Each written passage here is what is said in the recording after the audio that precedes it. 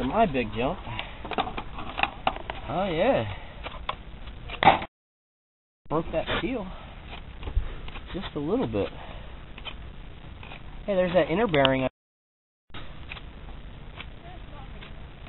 Huh. Look at that. A rod, crank. Let's see. Well, the venom wire didn't come out. That's kind of good. No holes in the gas tank. Yeah, a little bit of sea.